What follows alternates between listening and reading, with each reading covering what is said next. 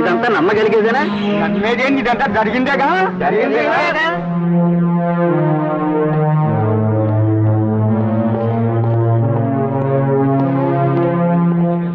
సర్లే, కానీ చాలా ఆశ్చర్యంగా ఉంది.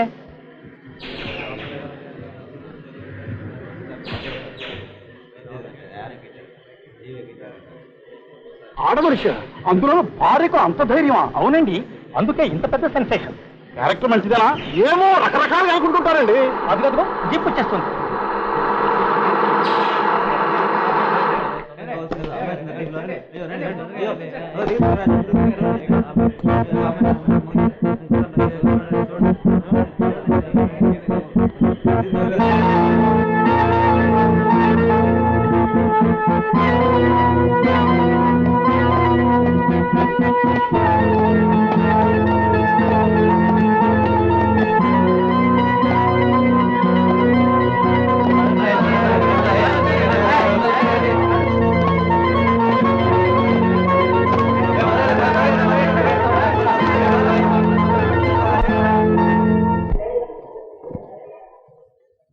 యువర్ ఆనర్, పవిత్ర భారతదేశంలో భర్తని దైవంగా, మాంగళ్యాన్ని ప్రాణంగా భావించే హిందూ స్త్రీగా పుట్టి కట్టుకున్న మనిషిని అతను కట్టిన తాళిబొట్టుతోనే దారుణంగా ఘోరంగా హత్య చేసిన హంతకురాలు ఈ హైందవి అనబడే ఆడది.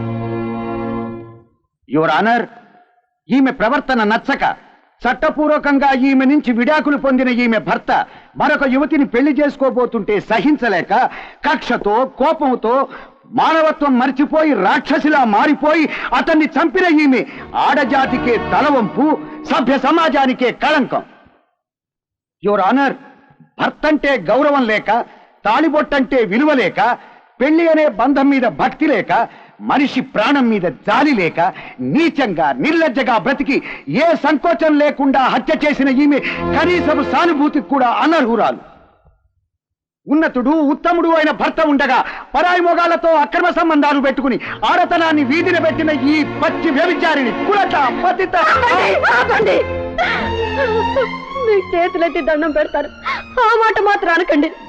నేను కులటను కాను, పద్ధతను కాను. భర్తను చంపిన హంతకేనండి, ఒప్పుకుంటాను. దయాదక్షిణ లేని రాక్షసానండి, తల ఉంచుకుంటాను. ఈ సమాజంలో బ్రతికే అర్హత లేదనండి, ఊరుకుంటారు. ఉరి తీయండి, భరిస్తారు. అంతేకాని నా గుండెని బద్దలు చేసి నా మనసును మండించే ఆ మాటలతో మాత్రం నన్ను నిందించకండి. నేను కులటను కాను, కులటను కాను.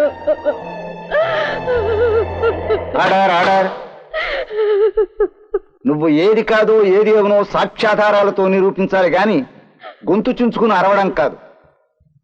నీ తరఫున వాదించడానికి లాయర్ ఎవరైనా ఉన్నారా? Yes your honour.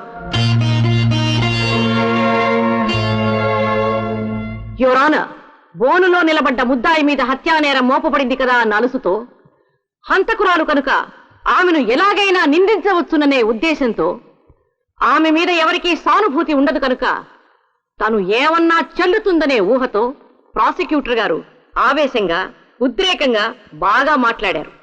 భాష మీద వారికి ఉన్న అథారిటీకి నా అభినందనలు. కానీ ఒక మనిషిని నిందించే ముందు నిజాన్ని వివరంగా తెలుసుకోవాలని, ఒక మనిషిని మాట అనే ముందు ఆ మనిషి మాట కూడా కాస్త వినాలని వారికి తెలియనందుకు చింతిస్తున్నాను. యువర్ ఆనర్, చదువు సంస్కారం ఉన్న ఈ ముద్దాయి ఒక మనిషిని దారుణంగా హత్య చేసింది అంటే ఆమెను ఆ చర్యకు ప్రేరేపించిన పరిస్థితులు ఏమిటి, ఆమె చేత ఆ దారుణం జరిపించిన సంఘటనలు ఏమిటి అనే విషయాన్ని వివరంగా తెలుసుకుని తీరాలని మనవి చేస్తున్నాను. ఈమెకు ఆ అవకాశాన్ని ఇప్పించవలసిందిగా కోర్టు వారిని కోరుతున్నాను. Permission granted. చెప్పమ్మా, ఇక్కడ ఒక కోర్టు ఉన్నదని, నీ చుట్టూ జనం ఉన్నారని మర్చిపో. కష్టకాలంలో నీ మీద సానుభూతితో నిన్ను ఊరడించడానికి వచ్చిన సోదరిగా నన్ను భావించి నువ్వు చేసిన ఆ హత్యకు గల కారణాలను సవిస్తరంగా చిన్న చిన్న వివరాలతో సహా చెప్పు. నువ్వు చెప్తున్నది సాక్ష్యం కాదు, నీ గుండె బరువు దించుకోవడానికి నీ తోటి ఆడదానితో నీ కష్టాలు చెప్పుకుంటున్నావని గుర్తుంచుకో. చెప్పమ్మా ప్లీజ్. ఏంటి హైందవి అంత నువ్వు? ఏం లేదే, ఈ టికెట్లు చూసావా?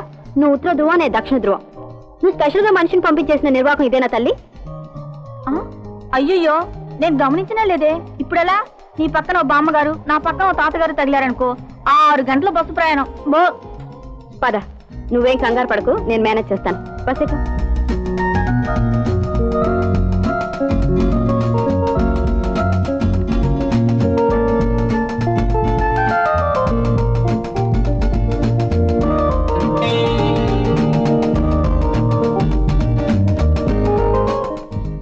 నేను మేనేజ్ చేస్తాను. హలో హలో, ఈ సీట్ మీద రండి, కూర్చోండి. సీట్లు మర్చుకున్నావా? ఇక్కడ గాలి బాగా వస్తుందండి. ఆ పాటి కోఆపరేషన్ లేకపోతే ఎలాగండి? ఇదిగో జొన్నపత్తులు తింటారా? థ్యాంక్స్ అండి. కాకపోతే మీరు కూర్చున్న సీట్లు నేను కాదండి, మా ఫ్రెండ్ కూర్చుంటుంది. కూర్చోమనండి, పర్వాలేదు, ఎవరైతేనే. మీరేం అనుకోకపోతే ఈ సీట్లో నేను కూర్చుంటానండి. మీరు వెళ్ళి ఆ సీట్లో కూర్చోండి. ఎక్కడండి? అక్కడండి, అదిగో. అమ్మో, అక్కడ రౌడీ మీద ఉన్నానండి. నా జొన్నపత్తులు లాక్కు తింటాడు, నేను కూర్చోను. అది కాదండి, అతని పక్కన కూర్చోడానికి మీరే భయపడితే ఒక ఆడపిల్ల ఎలా కూర్చుంటుంది చెప్పండి? ఆయన కూడా ఇక్కడ కూర్చోమనండి, ముగ్గురు చదువుకుని కూర్చుందాం. నేను 20 రూపాయలు పెట్టి టికెట్ కొన్నాను, ఇక్కడ కూర్చుని హక్కు నాకుంది. సరే, 10 రూపాయలు నేను ఇస్తాను. మీరు హాఫ్ టికెట్ ఛార్జ్తో అక్కడ కూర్చుంటారా? టికెట్ మొన్నటిదాకా నేను హాఫ్ టికెట్ మీద ప్రయాణం చేసామనండి. మీసా వచ్చిన తర్వాత కండక్టర్లు ఒప్పుకోవట్లేదు. అదే మైరోగం. నేను ఒప్పుకుంటానండి. ఇదిగోండి 10 రూపాయలు. థ్యాంక్స్ అండి. కూర్చోండి, రండి. ఆడపిల్లలు ఆ మాత్రం కోఆపరేషన్ చేయకపోతే ఎలాగా? కూర్చోండి. మేడం, మీరేం మొహమాట పడద్దు. ఎక్కడైనా మంచినీళ్ళు కావాలన్నా, టీ కావాలన్నా, జొన్నపత్రులు కావాలన్నా నన్ను అడగండి, దిగద్దు, నో ప్రాబ్లం. 10 రూపాయలు ఇచ్చారు కదా, సర్వీస్ ఛార్జ్ అనమాట. కూర్చోండి.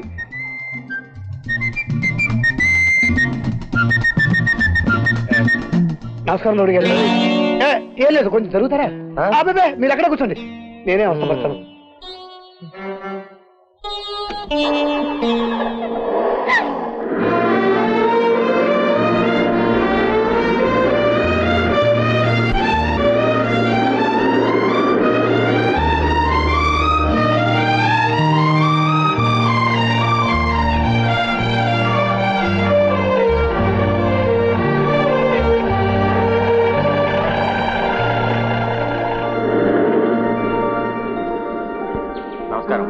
ఐందవి గారు మీరేనమ్మా? మిమ్మల్ని సుజాత పంపించదా? అవునమ్మా, నిన్న కూడా కారు తీసుకొచ్చానమ్మా. మీరు పెళ్లికి 2 రోజులు ముందుగా వస్తారని అమ్మాయి గారు రోజు కారు పంపుతున్నారండి. పదండి. రండమ్మా. మేడం మేడం మేడం, సుజాత అంటే రాజానగరం పెళ్లికైనా మీరు వెళ్ళేది? అవును, నేను కూడా ఆ పెళ్లికి వస్తున్నాను. ఆ పెళ్లి కొడుకు నా బెస్ట్ ఫ్రెండ్. చాలా సంతోషం. నన్ను కూడా మీ కాలు రానిస్తే. ఎలా వస్తారండి? కిలోమీటర్కి 3 రూపాయలు ఖర్చు అవుతున్నది, ఇస్తారా? ఇది ట్యాక్సీ కాదు కదండి, సొంత కారే కదా. మీ సొంత కారు కాదు కదండి, మా కోసం వచ్చింది. అవుననుకోండి, వెళ్తుంది మనం అంతా ఒక పెళ్లికే కదా. ఆ పాటి కోఆపరేషన్ లేకపోతే అదేం కుదరదండి. కనీసం మా లలిత్ దగ్గర తీసుకున్న 10 రూపాయలు తిరిగి ఇచ్చేయండి. 5 రూపాయలు ఇస్తానండి. బేరాలు లేవు, పెట్రోల్ ధర మండిపోతున్నదండి. డ్రైవర్ పోనీ. ఆగండి మేడం, మాడవాళ్ళు మరి అంత పిసినారుగా ఉండకూడదండి. ఉండండి, ఇస్తాను. ఆ ఫస్ట్ ఎవడో కొట్టేశాడు. ఇందా నా పక్కన కూర్చున్న రౌడీ దగ్గర కొట్టేస్తుంటాయండి. ఇప్పుడు ఎలా తిరిగి వెళ్ళడానికి డబ్బులు లేవే? అదే బస్సు కూడా వెళ్ళిపోయిందే. ఒరే మధు, నీ పెళ్లి చూసి అదృష్టం నాకు లేదురా, నన్ను క్షమించు. ఇప్పుడు ఎలా? వచ్చిందా నేను మళ్ళీ నడిచే వెళ్ళిపోతాను. వస్తానండి. ఆగండి, కార్లోనే రండి. కాలా మీరన్నా మాట? అవును, నేనే. దిక్కులేని ఆడది కనిపిస్తే మగవాళ్ళకి దిక్కుమాలిన బుద్ధులే పుడతాయి, కానీ అదే మగవాడు కనిపిస్తే మాత్రం ఆడదానికి సానుభూతే పుడుతుంది. కారెక్కండి. థ్యాంక్స్ అండి. ఆగండి, ముందు కూర్చోండి. మీకెంత సానుభూతి అండి, మీకెంత కనికరం అండి, మీకెంత మనసు అండి. డ్రైవర్ పోనీ. నేను కూడా వస్తున్నాను. అమ్మయ్యా, నీ పెళ్లి కాదు కానీ నాకు గొప్ప అనుభవం అయిందిరా. దాంట్లో 2 అమ్మాయిలు నాకు టోకరా వేయాలని చూశారు. ఎక్కడైనా పడతాను కానీ డబ్బులు దిగిరా. నా పర్సు పోయిందని లబోదివ్వమంటే జాలిపడి కారు ఎక్కించుకుని తీసుకొచ్చాను. కారేంటి పర్సెంట్ రా? అదో పెద్ద కథలే. ఇందులో జోకేమిటి తెలుసా? నా ఒంట్లో ప్రాణమైనా పోతుంది కానీ నా జేబులో పర్సు పోతుందా?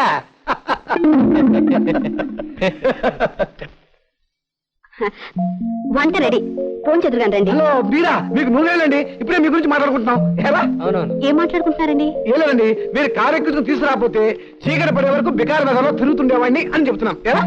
అందే ఉందిలేండి, ఫోన్ చెదురుగాని రండి. రండి రండి. ఏమిటండి అంతా రెడీ అన్నారు, ఎవరు కనపట్టలేదండి? రండి, వాళ్ళు వస్తారండి. ఇది మీకోసం స్పెషల్ గా అరేంజ్ చేసిన వడ్డన. కూర్చోండి. Thank you.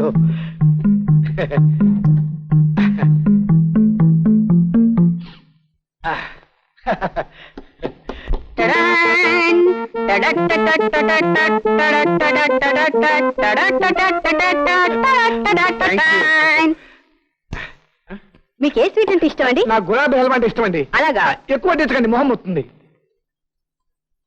ఇదిగోండి గులాబీ హల్వా. ఇదేంటండి గులాబీ హల్వా అని చెప్పి ఇటుగా పెట్టారు? ఇటుకురాయా? అయ్యో, నేను పట్నం నుంచి గులాబీ హల్వాని తీసుకొచ్చానండి. ఏమండి, మీ పర్సు కొట్టేశాడే ఆ రౌడీ కదా, వాడు నా గులాబీ హల్వా కొట్టేసి ఇటుకరా పెట్టేసి ఉంటాడండి.